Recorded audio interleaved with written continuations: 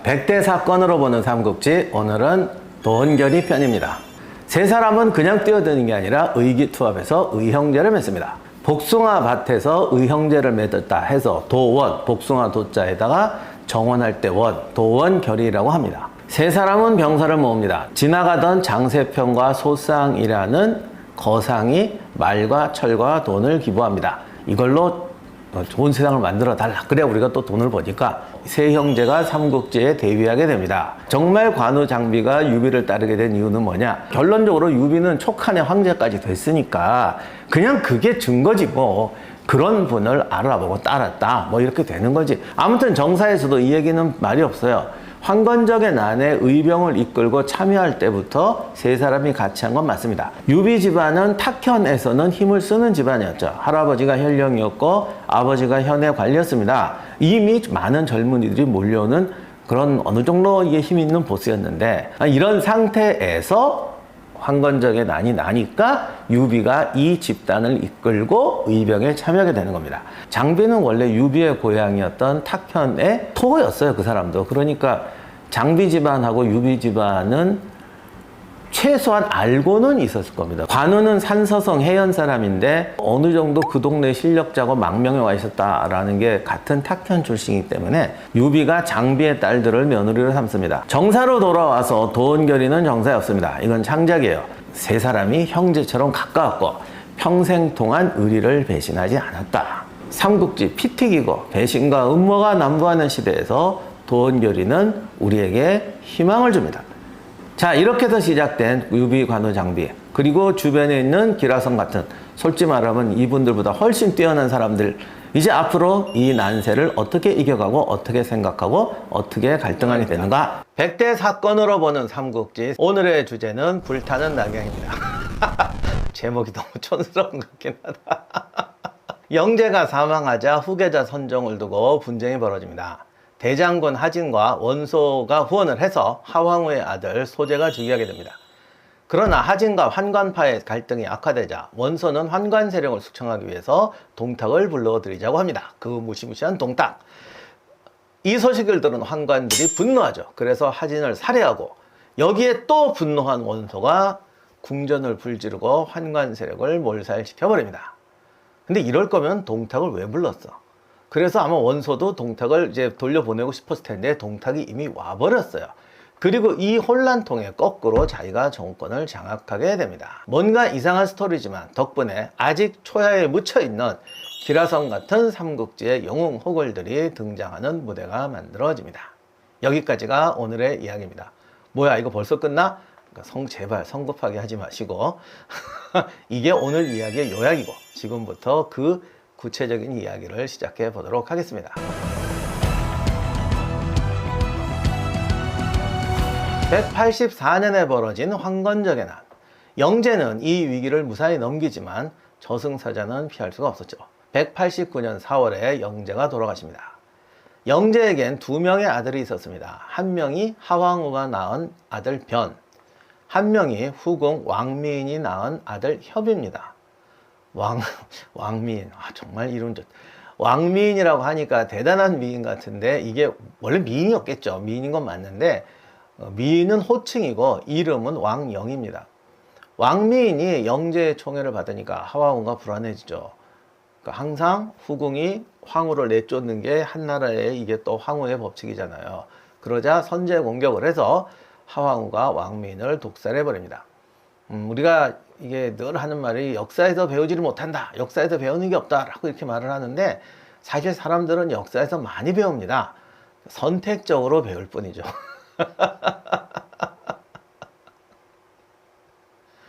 물론 이게 진짜 독살인지 후대에 나온 음모론인지 모르지만 아무튼 뭐 이렇게 독살했다니까 그렇게 믿어야지 뭐. 그러나 아무리 하왕후라도 왕미인의 아들까지 해칠 수는 없었죠. 왕미인의 아들 협은 영제의 친모인 동태가 걷어서 키웁니다.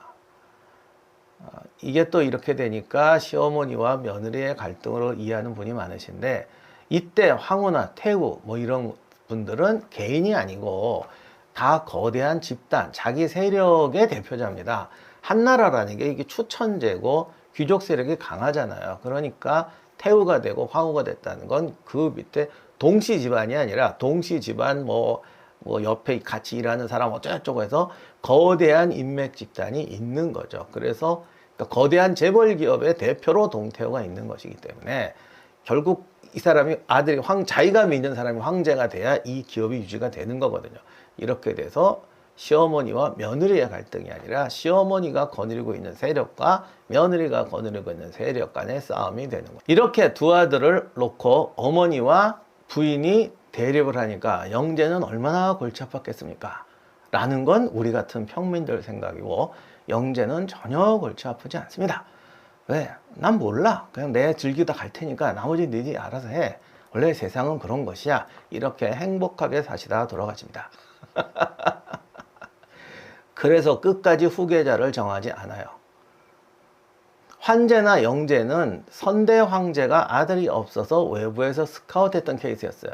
그런데 이게 영제가 죽고 나니까 두 아들이 남는 완전히 새로운 상황이 벌어져 버립니다. 그런데 아무리 그래도 하황후가 현재 황후고 또 하진이 오빠 하진이 대장군이란 말이에요. 그런 거 보면은 하진이 유리할 것 같은데 또 그렇지도 않아요. 하황후가 백정 집안 출신입니다. 이게 또 황후가 신분이 미천하다고 하면 소설에도 그렇게 나오지만 우리가 괄시를 받고 멸시를 받고 우리는 늘 그런 얘기만 하는데, 하황후가 신분이 미천하다는 거는 그리고 황후가 됐는데 무슨 괄시를 받아, 자기가 괄시를 받는 게 아니라 동태후는 이렇게 기업을 거느리고 있는데 이분은 그 기업에 뭐 이렇게 말단도 아니고 그냥 임시 고용직 이런 거 하던 분 집안이라 세력이 너무 약한 거죠. 그래서 세력이 약하다는 거예요. 그리고 동태후도 자기 조카가 또 군대 장군으로 군대도 거느리고 있습니다. 이렇게 되니까 세력이 약한 게 문제가 되는 거예요. 환관들도 골치 아팠겠죠. 이때쯤 되면 환관들도 패가 갈렸던 것 같습니다. 그래도 하황후의 오빠 하진이 대장군 아니냐, 그 군사력은 확실히 쥐고 있지 않을까 이렇게 생각하실 수도 있는데, 지금까지 환제 영제 때 대장군이 한두 명이 죽어나갔냐고. 택도 없어요. 거기다 또 하나 새로운 변수가 생겨버립니다.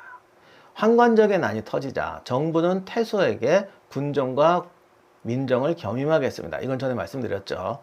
이것이 태수가 지방 군벌을 하는 단서를 열어줬습니다. 정작 환관적의 난은 1년도 못 돼 끝나요. 그런데 환관적의 난이 끝났으니까 이제 군권 회수하면 되느냐? 아니죠. 그걸 계기로 사방에서 반란이 계속 터집니다. 더욱이 이민족도 계속 쳐들어옵니다. 게다가 태수부터 지금 군벌을 하고 있어요. 이렇게 되니까 황제 입장에서 보면 이게 군벌을 해체하면 반란군이나 이민족한테 죽고 군벌을 놔두면 군벌한테 죽을 상황입니다. 아, 이런 골치 아픈, 이럴 때 어떻게 해야겠어? 방법이 뭐가 있겠어? 하나밖에 없죠. 자기도 군대를 키우는 겁니다. 그래서 새로운 수도 방위군을 창설합니다. 이거를 서원군이라고 했어요. 이렇게 해서 창설은 했는데 중요한 건 이걸 누구한테 맡기냐는 거야. 이것도 잘못 맡기면 큰일 나잖아요. 그래서 이것도 분산을 시켜야 되니까 서원군에 8명의 연대장을 둡니다. 병력상으로 연대장이라고, 뭐 옛날이니까 연대장이라고 하면 8명의 연대장을 두는데, 이것을 우리가 아는 탕류파와 환관 세력한테 나누어 맡깁니다. 그래서 원소, 포흥, 순유경, 조조 이런 사람들이 교위로 들어오게 되고, 이 서원군을 총괄 지휘하는 사람으로 환관 건석을 임명합니다. 건석은 2차 단고의 난 때 두무와 진번을 제거하는 환관 측 군대를 지휘했던 사람입니다. 근데 이 건석이 원래 그 십상시의 명단에는 없어요.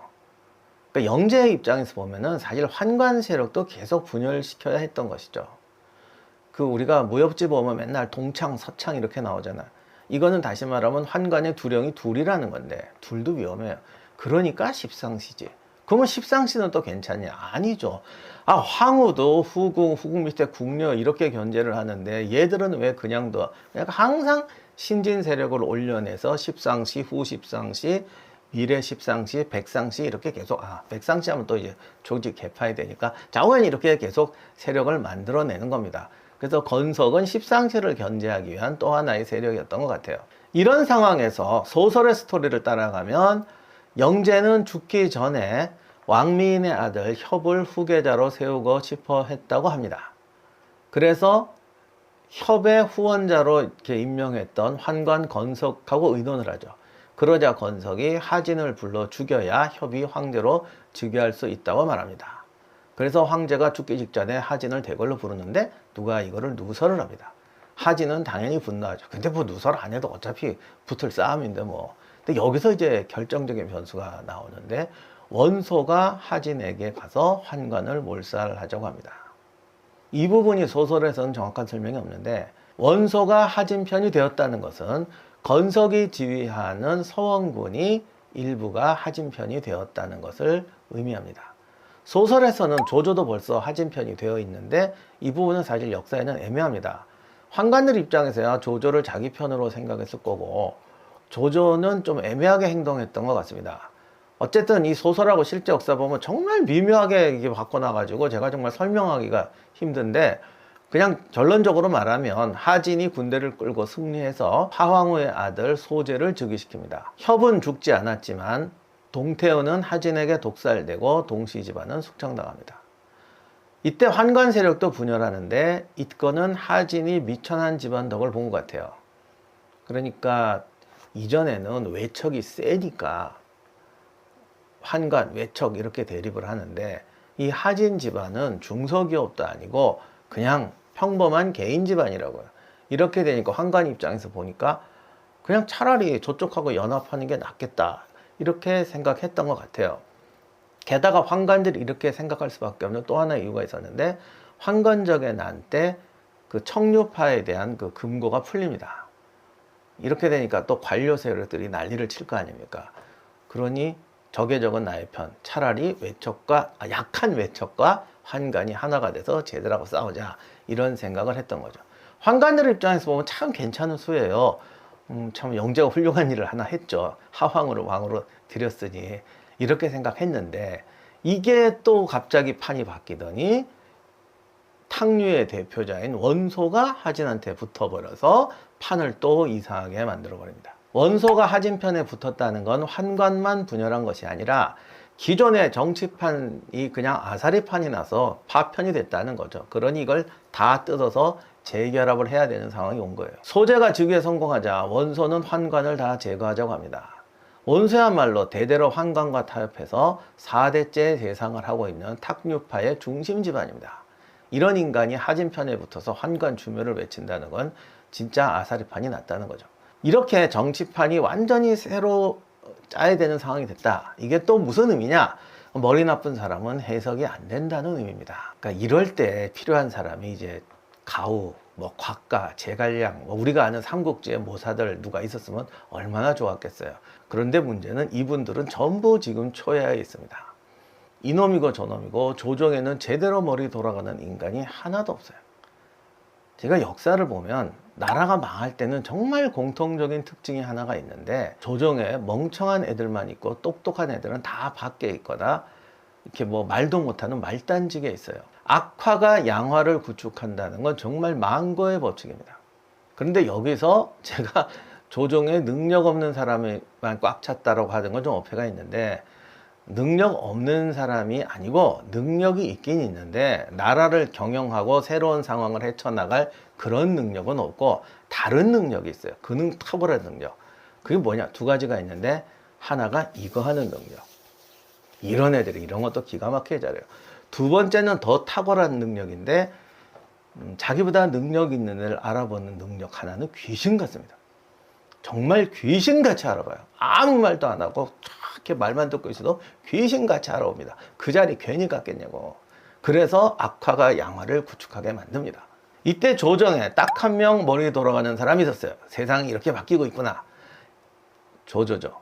그런데 조조는 소설과 달리 하진과 원소 측근이 되었던 것 같지는 않습니다. 조조는 환관 조등의 손자입니다. 아버지 조숭이 조등의 양자로 들어갔죠. 조등은 환제 옥립에 공을 세웠고 환관 전성시대에 환관의 최고 우두머리로 황제의 최측근으로 군림했던 인물입니다. 그가 이제 세상이 이렇게 바뀌는구나. 환관의 세상이 오는구나. 그렇다면 이 환관 조직을 운영할 애들도 제대로 키워야겠다. 그래서 자기가 직접 거둬서 아들처럼 키워낸 인물이 십상시입니다. 근데 사실 이 조등은 그래도 평이 좀 좋아요. 뭐 십상시하고 비교하느라고 그랬는지 모르겠지만 황제 측근에 있으면서도 이제 뭐 이렇게 좀 인재도 알아보고 뭐 이렇게 다른 관료들하고도 잘 지내고 자제할 줄 알았다. 그런데 이제 그 아저씨가 키워낸 애들이 두들겨 패면서 가르쳤는데 소용이 없더라. 뭐 이렇게 되는 스토리입니다. 아무튼 십상시가 조등의 아들 같은 애들이니까 당연히 조조한테도 잘해줬겠죠.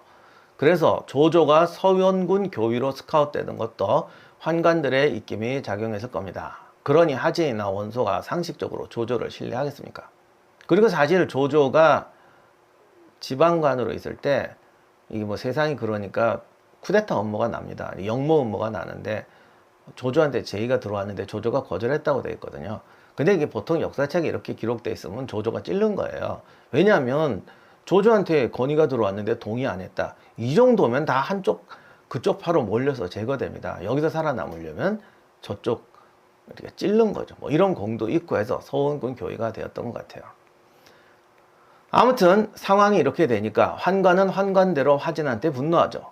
이놈의 인간이 도와줬더니 배신을 때려 당장 하진 암살 음모가 진행이 됩니다.